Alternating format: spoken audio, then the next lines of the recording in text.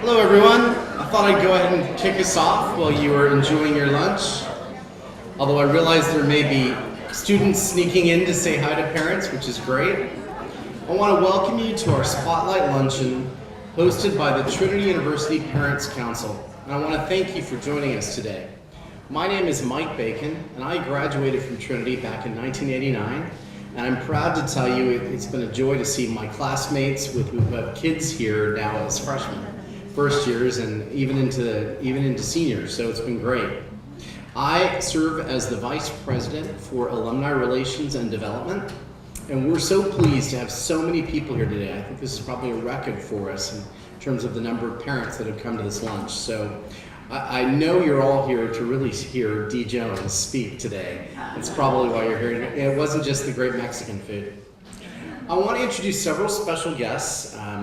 First, of course, I want to introduce our president, Danny Anderson, who will be introducing Dee soon. We've got our Dean of Students, Dave Tuttle, right there. We've got Kay Casey, who works with me, the Assistant Vice President of Alumni Relations and Development. We have Kathy McNeil, who's the Senior Director of Alumni Relations and Development in our annual fund. Twyla, right here, she is our Director of Career Services. Melissa Holtzman-Cantu, where's Elisa? Lisa, many of you know her, she's our Director of Parent Giving and Engagement. So I'm especially pleased to introduce Eric Garza. His daughter Mia is a senior, and she's a Trinity graduate majoring in communications. He and his wife serve as chairs of our Parent Council Outreach Committee, and really part of their job is to welcome families to Trinity and to our community. He's also a member of the Career Services Committee, and he has been really helpful in helping our students make connections for jobs and internships. So please join me in welcoming Eric Garza.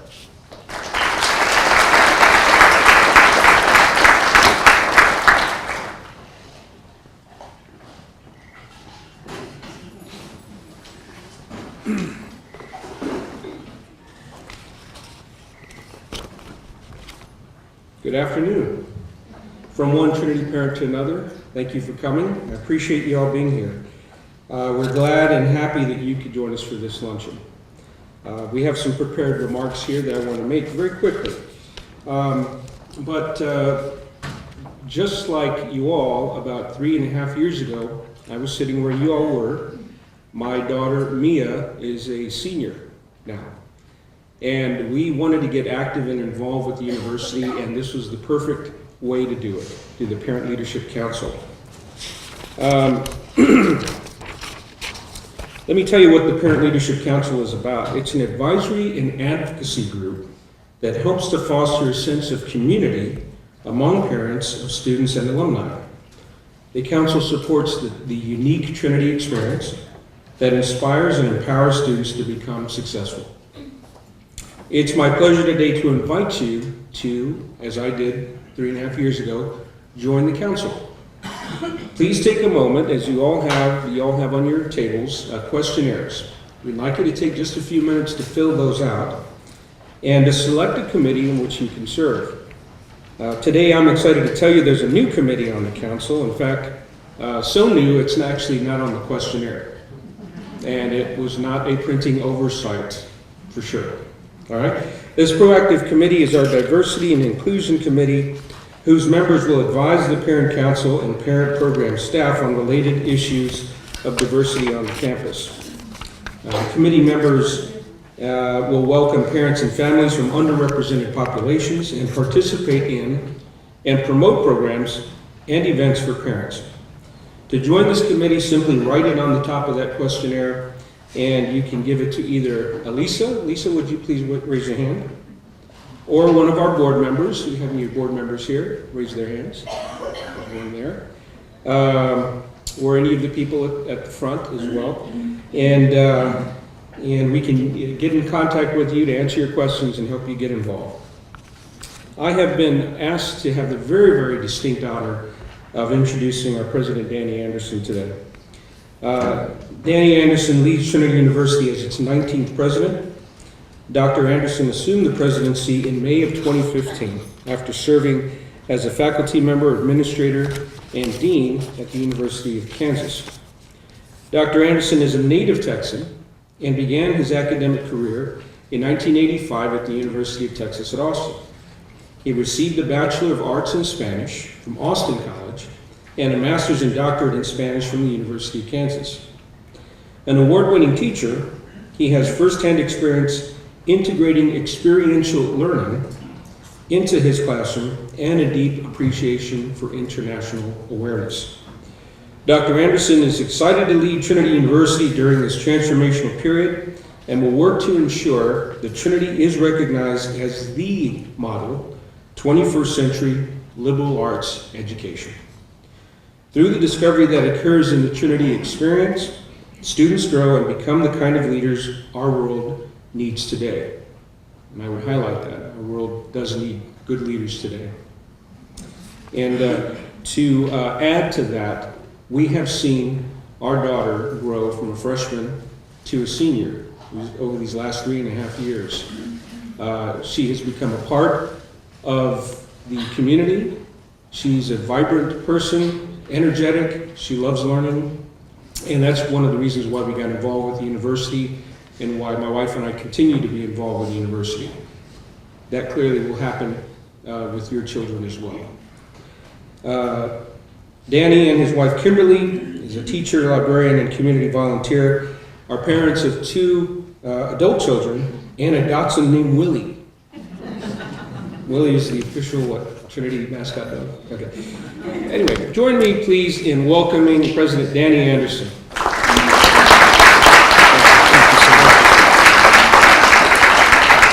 Thank you, Eric. It is a real pleasure to welcome you all here to Trinity University.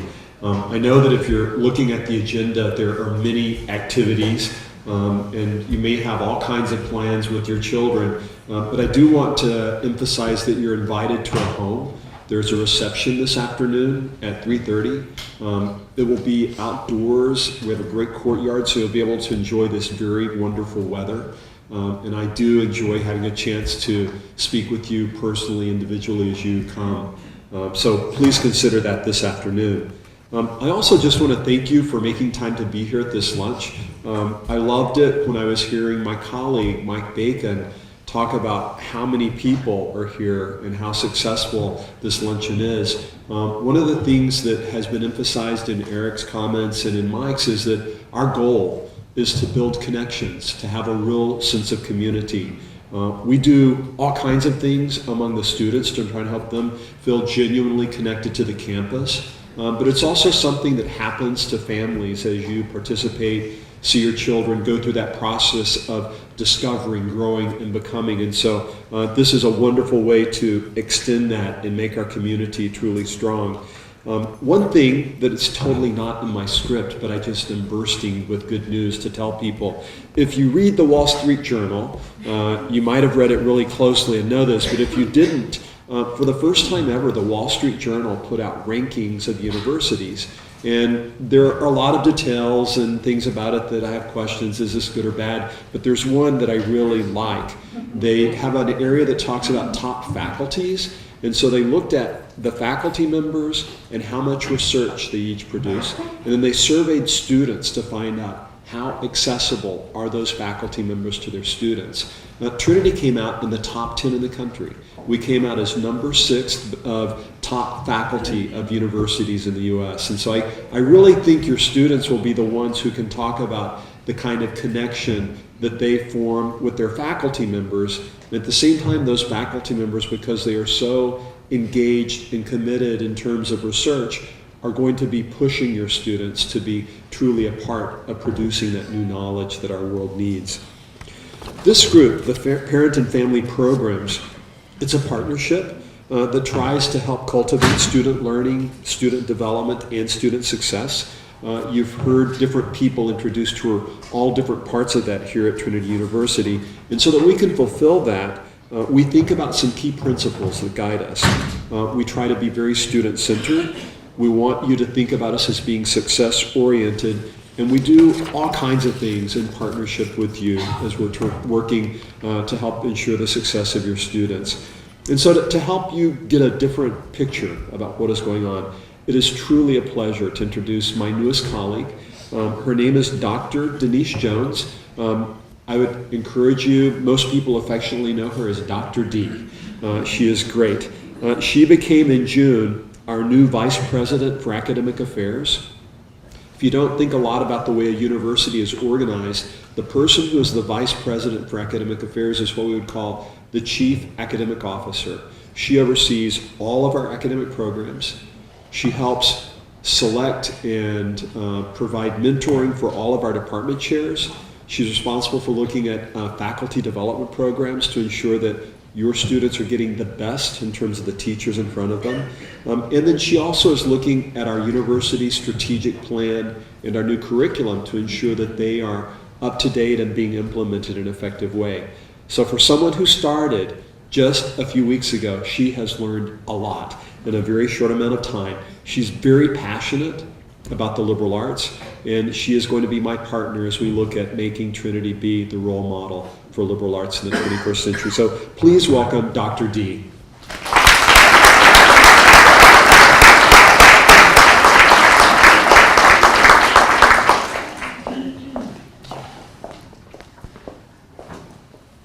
Good afternoon.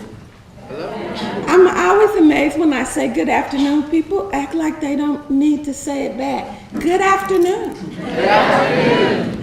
Thank you so much for the privilege. I was at my table with the people that I've just met, and they've become my friends maybe. And as the president was talking, I was scratching through my script because he was taking my points. I really wanted us to celebrate when he shared the rankings of our faculty. You guys were so quiet. I was back there saying, woohoo!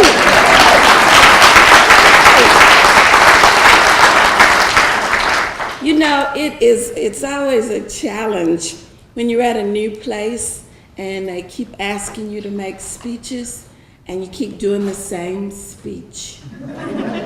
So I'm going to try to change it up just a little bit today, but I will share some things that if you've heard me in other venues that you may have heard before. Also, I want you to know that when I put this together, and I do have prepared comments and I'll try not to deviate, but when I put this together, I was thinking as a parent and a grandparent. My daughter's graduated from college a long time ago, and I've got grandsons. One is in college and one is getting ready to go to college, and he's been to visit Trinity, and Granny is just holding her breath. We'll see. So I wrote about this from the mindset of a parent and a grandparent. And I started out with, what would I want to know about my child's learning experiences? Or what can I expect? Well, here at Trinity, and all of the 3 months that I've been here, I kind of summed it up in 3 words. You can expect your student to be challenged, you can expect them to be nurtured, and you can expect them to be stretched. And I want to talk to you about those words, challenged, nurtured, and stretched. And I want to talk to you about them from the lens of an academic administrator. You heard the president say what I'm required to do. The challenging piece starts, first of all, with the curriculum. The curriculum and those pedagogical practices or teaching practices that the students are exposed to is what created that number 6 ranking. And when you break it down, the classes certainly require the students to think critically, but about something that's authentic. Not when I was in school in the dinosaur ages and we were just feeding things back. These young people are thinking critically about real issues. And the faculty are fostering a multidisciplinary, interdisciplinary approach about that. And that simply means they're putting content areas together to create a synthesis to bring a whole new product. And that stretches them. The students are also using technology as tools for information, for quantitative reasoning, for Global connections. See, the world keeps getting smaller, and we may not realize that, but our students do. The faculty are fostering a competence in the students for reading critically, not just reading for feedback, but reading to discern and to make decisions, to be effective in their writing and in their reading. And they're structuring the classroom setting so it's not the sage on the stage, but it's the guide on the side, where the students are interacting together and valuing the inclusive contributions of everybody in that group. So if you're visualizing in your mind the rows in the desk, it doesn't exist. In some of those settings, it's only seats that the students put in a circle and they have a dialogue. But what's really exciting with the new Trinity curriculum, the Pathways curriculum, is now the professors are challenging themselves because they're putting together what they're calling content clusters, where more than one faculty member is bringing their expertise from a discipline and planning lessons, readings, and assignments at a higher level of thinking. And it's stretching them because now they're listening to their colleagues in a different way to create what we call productive collisions. I think that's a pretty descriptive term. So that's the challenging part. I could probably talk a little bit more, but I know that you've had lunch, so I'm not going to be up here too long. I want to talk a little bit about the nurturing piece and just touch on a few points. From what I've observed in the 3 months that I've been here, professors are inviting the students to be active learners and not passive consumers. And the way they do that, everything is student-centered and focused. They're focused on developing their knowledge, their skills, and their attitudes. They're engaging them in undergraduate research and analysis. I didn't get research until I started working on my master's and later on my doctoral program. They're doing it now, going to conferences, presenting papers. They're really engaged in entrepreneur experiences. Those authentic ideas and problem-solving activities that they're doing in their classes, they're translating those into real-world, real-life activities, which could maybe earn them some money. There's some experiential learning. Twala was introduced earlier, and her office really engages the students and provides opportunities for them to have those experiential activities. And what that does is gives them opportunities to learn real-world situations. I just love this environment. Very inclusive and extensive internships, field experiences, and civic engagement. Study abroad opportunities are tremendous for the students. And listen, it's not just a trip to the Taco Bell.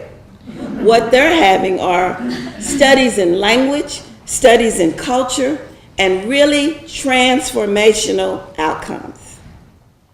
And the staff, as well as the faculty, believe that students can be successful. And they put that belief into the students, especially when they're a little bit wavery or thinking, I'm not sure I'm in the right place. I met yesterday with the engineering faculty, and the first thing they told me is, we're a family, which means they know when the students are feeling a little bit wavery, maybe I might need to change to something else, and bringing them into the fold, which I was really happy to hear. But that's that nurturing piece. They're preparing them with really stringent study strategies, with peer mentoring and peer tutoring. Their peers know what they're facing. They've been here a while. And so now they're engaging them in mentoring and tutoring activities. And the one-on-one advising that you don't find at many of the large institutions is just par for the course here, from the moment the students get started. And what's really exciting is, even though we know we do a good job at it, We're examining that advising for our accreditation by looking at something that we're calling a quality improvement plan and enhancing what we're already doing. So it doesn't appear that we're resting on our laurels. And I think that's because there's a vice president here who doesn't want to be number 6. I want to be number 1. So we can't rest on our laurels. So that's the nurturing piece. And then there's the stretching piece. That stretching piece is when you might get that phone call or that text from your student. This is when they might make a decision to choose a second major, something like global health management or sports business analytics or social entrepreneurship. Or they may be adding an additional minor coming out of arts, letters, and the enterprises, which are humanities and the social sciences joined together. Don't you just love the liberal arts? You can't find that kind of experience outside of this kind of setting. And I guess at this point you're saying, okay, you're talking about challenging, you're talking about nurturing, and you're talking about stretching, and you've only been here 3 months. What in the world are you talking about? Well, I can tell you that I know what I'm talking about, because when I came this summer, I had experiences with some of these students, and I'm going to share just a few of them. I had a real treat of being invited to Dr. David Ripple's class, and he had some students who were visiting here from China, and I sat really politely listening to them.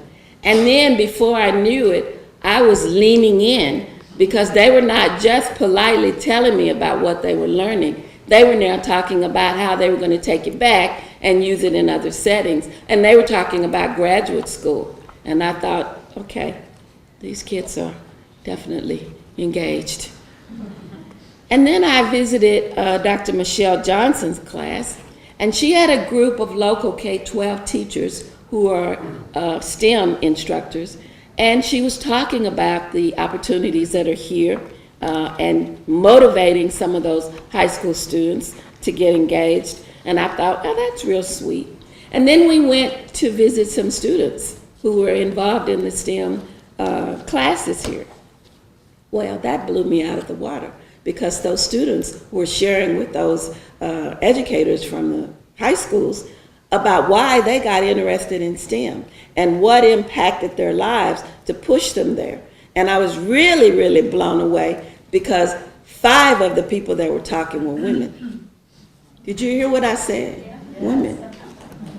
Thank you. Thank you. And then I had a chance, I was just strolling down the hallway in the CSI building, and I had a chance to visit with Dr. Jonathan King. And he said, let me show you something. So he took me into a room where there was this giant microscope that I hadn't seen before, 3-dimensional microscope that he'd gotten, I think, with $1 million grant. And there were students leaning over with this microscope, which was projecting images in multi-colors, and they were telling me about the various pieces. It was out of my realm of experience, but there was a lot of excitement in that room around it. And by the way, I've been back to CSI and actually done my own peering into some of those things on that microscope. I still am not sure what I'm looking at. And I also this summer attended the Summer Undergraduate Research Poster Session, where I got to see the students pretty much putting on display those interdisciplinary and multidisciplinary research projects that they've been engaged with. And I tell this everywhere I go, because it's a perfect example of how you synthesize and blend some of those things. There was a young engineering student, I believe he was a junior, who was really excited about this internship experience that he had working with a local theater. Now, all of my prior experiences when you talk to engineers, they're not talking about interacting with people. This young man was so excited about how he had worked throughout this internship experience in helping the theater think about the presence of the landscape that they were using for how they seated people in their auditorium. And he had all of these posters and displays, and I was trying to get around to visit some of the other sessions, but he wasn't through talking to me. So what he did, he just followed me along as I went to the other sessions to share with me. He was so excited about that. And I also entered into a lunch meeting with some of our Mellon Fellows, which is another funded program, and they were having dialogue sitting around the lunch table about the criminalization of Muslims in San Antonio during the 2016 presidential election. They were talking about second generation Holocaust narratives. They were having a lengthy exchange about exploring Trinity's 1721 edition of the works of Geoffrey Chaucer. Just sitting around lunch, having these kinds of conversations. So right away, I knew what I was learning and hearing about was being translated in the lives of these young people. So it's easy for me to be passionate and excited about it because I know we're doing good work. And lastly, I want you to know the president said something about me learning a lot, and I am learning a lot because I am taking the time to do a listening tour and visiting virtually every academic unit on campus. And I also have something that's called a roving coffee, where for 2 hours I'm in various buildings sitting at a table, and anybody that wants to can come up and tell me what they want to know. And when I first started doing that, I thought, I might get 2 or 3 people. I've had as many as 20 people sitting around the table talking not only to me, but to each other about issues that are important to them here at Trinity University. So I am excited, and I'm glad you're here. I can say that because people have been saying it to me for 3 months now, and now I can say it to you. And I want you to know that when President Anderson made the statement about we are connected, he's exactly right. We can't help but to be connected because the work that we do is so important. It's going to change the world, and your young people are going to help us to do that. Thank you so much.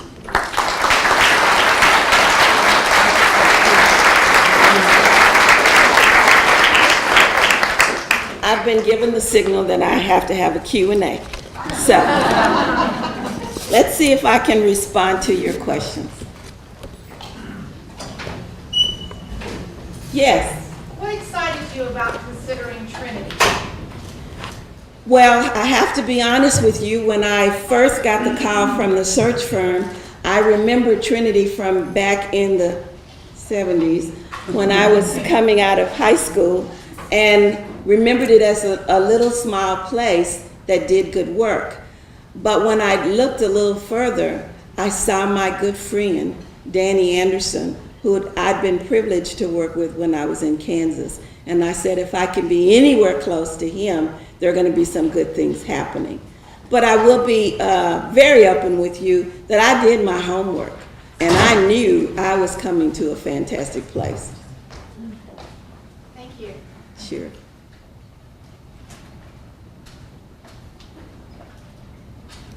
All righty. Oh, there's one in the back, yes. Could you tell us about your background and your career choices, why you made them, and kind of your path to get to this point? We're going to be here all night. I am originally from Dallas, Texas, and I attended Texas Women's University, and Texas A&M is where I have my graduate degrees. And I decided early on, almost as a child, that I wanted to be an educator. And there's a backstory to that. In elementary school, during that time period when schools were just recently desegregated, I was given some tests and I ended up in a self-contained special education classroom where I remained for 7 years. The 7th year, someone did another assessment and realized that I had been displaced. And it was really based on language. The language that I spoke from my home, which was a very practical language, is called Ebonics. And it wasn't understood or valued by the school system in which I had been placed. By the time I was in 7th grade, I had learned to code switch, and I knew that the school expected standard English, and I was using that, and I had become an avid reader.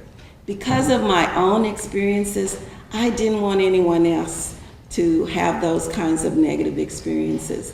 I didn't want anyone to have to deal with some of the tapes that I had to get rid of. So I went into education, which is my field, and my degrees are in curriculum and instruction, and my research areas are equity pedagogy that has to do with our teaching practices that are effective for learners who are linguistically different, who are culturally different, who have differences in learning styles, as well as racial and ethnic differences.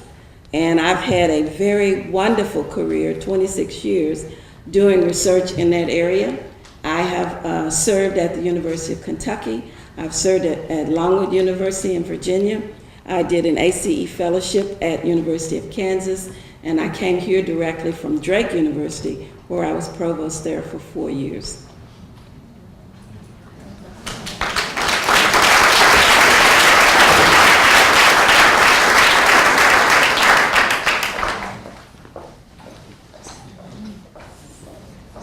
Perfect. So I think you can see how lucky we are to have Dee Jones here. She is a fantastic addition to our team, and she's been a lot of fun to work with. We hope you're going to have a fantastic weekend with us. On your tables, please take our Trinity swag there, your coffee, I guess those are water cups, although you can put whatever you want to in them. And then also, if you get a chance to fill out those forms, if you'll just turn them in to folks when you leave. But we hope you have a fantastic time. We love that you're here. Thank our friends from California for bringing the good weather. And have a great time. Thank you again.